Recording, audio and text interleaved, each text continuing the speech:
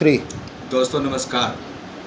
आज देश में लॉकडाउन का चौथा चरण पूरा होने जा रहा है। दोस्तों, कोरोना वायरस की बीमारी को जीतने के लिए प्रधानमंत्री जी ने लॉकडाउन का पहला चरण जब शुरू किया था, तब इसकी गंभीरता को देखते हुए देश के तमाम विपक्ष के राजनीतिक दल और देश की जनता प्रधानमंत्री जी के साथ खड़ी थी। प्रधानमंत्री जी ने देश को विश्वास दिलाया था कि कोई भी व्यक्ति भूखा नहीं रहेगा, लेकिन जिस तरह से लॉकडाउन आगे बढ़ता गया, हजारों लाखों मजदूर सड़कों पर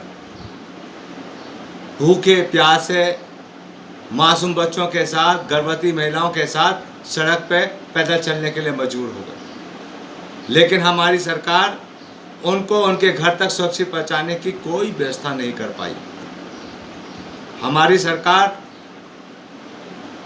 उनके वहाँ पर जहाँ वो लोग मतलब रह रहे थे, यदि उनके रहने की वहाँ उचित व्यवस्था कर देती, खाने की व्यवस्था कर देती, उनके स्वास्थ्य की व्यवस्था कर देती, उनके रोजगार की सुरक्षा व्यवस्था कर देती, उसके लिए चाहे राज्य सरकारों को कोई भी सुविधाएं देने की बात होती, तो शायद ये आज स्थिति पैदा नहीं होती। लेकिन हमारी देश की अंधी सरकार को इन मजदूरों का दर्द नहीं दिखा। हमारे इस बहरी सरकार को उनके दर्द की कहानी सुनाई नहीं थी। और भारतीय राष्ट्रीय कांग्रेस की सम्मानित महामंत्री प्रियंका गांधी जी को जब इनका दर्द दिखाई दिया, तो उन्होंने 1000 बसें उत्तराखंड यूपी बॉर्डर में जो है पहुँचाने का काम किया। लेकिन यूपी के मुख्यमंत्री जी ने उनको फिटनेस का बहाना करके वापस कर दिया।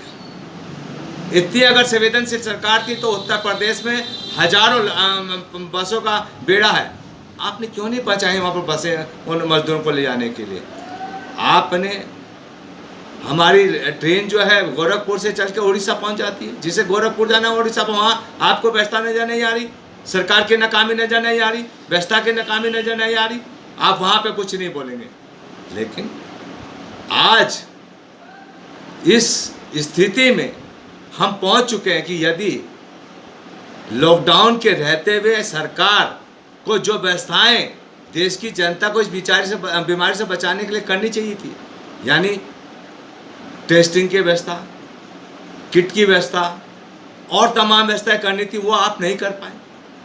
यदि आज 1% भी भारत की जनता का जो आंकड़ा है उसका टेस्टिंग कराते तो आज अमेरिका से हम बहुत बदतर हालत में होंगे।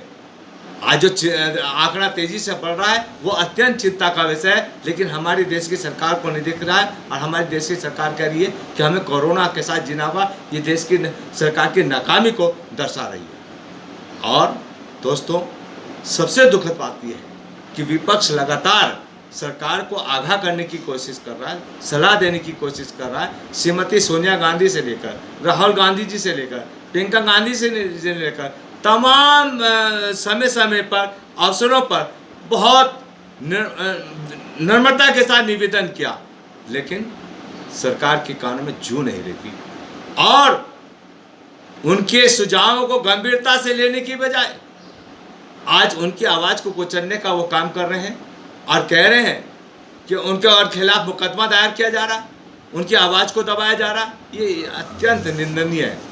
यदि हमारे देश की सरकार संवेदनशील होती तो जब हमारा पहला केस आया था तो हम उस समय यदि एयरपोर्ट पे व्यवस्था की जाती, उस समय अगर गहन जांच करती तो आज 130 करोड़ की जनता को ये नहीं देखना पड़ता।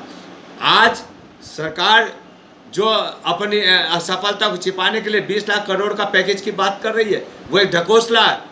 आज मजदूर जो सड़क पे घूम रहा है, प्यासा घूम रहा है, आप उसको कह रहे घर में पहुंचकर हजारों किलोमीटर जाकर जब जाओगे तो दूध पिलाएंगे, खाना खिलाएंगे। अरे उसको उसी समय पानी पिला दीजिए, उनको घर में सुरक्षित पिला दीजिए। जब वो सुरक्षित रहेंगे तभी उद्योग सुरक्षित रहेगा, तभी आमदनी। मैं उत्तराखंड से आता हूँ, उत्तराखंड में नगण्य केस है, लेकिन यहाँ की सरकार की नाकामी की वजह से आज प्रत्येक जिले में कोरोना वायरस के केस पहुँच चुके हैं। आज हम सरकार से डिमांड करते हैं कि प्रत्येक व्यक्ति को 7,500 रुपये जब तक ये लॉकडाउन की व्यवस्था है तब तक दे, प्रत्येक परिवार को 10,000 रुपये दे और पारदर्शिता बरते। आप किस स्टेट के किस जिले में कितना पैसा किस खाते में डालना है उसकी लिस्ट जो खोले आप इंटरनेट में डालिए। आपको क्या दिक्कत आ रही है? देश की जनता को भी पता होना चाहिए, मोहल्ले वालों को पता होना चाहिए कि मेरे खाते में पैसा आया है नहीं आया, लोग भी जाने। लेकिन आप पारदर्शिता बढ़ाने के बजाय देश को गुमराह करने की बात कर रहे हैं। आप ऐसा माहौल बनाना पड़ रहे हैं जैसे कि आप देश का बजट बना रहे हो। व्यवहारिकता से आप बहुत दूर हैं। आज सरकार अपनी असफलता को छिपाने के लिए, अपनी और दुष्टता के कारण और अपने इस लॉकडाउन की कमियों को छिपाने के कारण आज देश की जनता को गुमराह करने का काम कर रही है और ये कह रही है कि उसे कोरोना के साथ जीना हुआ। शर्म आती है ऐसे इसकी सरकार पर, जो ऐसे समय पर जो है मध्य प्रदेश में सरकार को गिराने का निंदनीय काम कर रही थी। सत्ता की कितनी लालसा है ये आज दिखाई हमको दे रहा है। हम ऐसी सरकार से अनुरोध करते हैं कि आप इस देश की संवेदनशीलता को समझिए। आप इस देश में नफरत फैलाने के बजाय, इस देश में इस बीमारी को भी मुसलमान हिंदू में बांटने के बजाय गंभीरता से कदम उठाइए। और आज मैं उन पत्रकारों को जो बड़े ठोक के बड़े कदम छिपा के आवाज उठाते थे, आज पूछना चाहता हूं कि वो सरकार के खिलाफ क्यों नहीं आवाज उठा रहे हैं। उनको भी आवाज उठानी चाहिए। पटक के हाथ करके नफरत फैलाने का जो काम कर रहे थे, जो देश में माहौल बिगाड़ने का काम कर रहे हैं, कहाँ गए वो आज पत्रकार? उन्हें नहीं दिखाई दे रहा कि असंवेदनशीलता सरकार की वो दिखाई नहीं दे रही। किस तरह से वो आवाज का दमन कर रही है। कभी सोनिया गांधी जी के खिलाफ मुकदमा कर कभी प्रियंका जी के खिलाफ कर कभी कांग्रेस अध्यक्ष के खिलाफ कर यह संवेदनशीलता उनको दिखाई नहीं दे रही है। आज कहाँ गए वो पत्रकार? उनको भी आज सबक लेना चाहिए।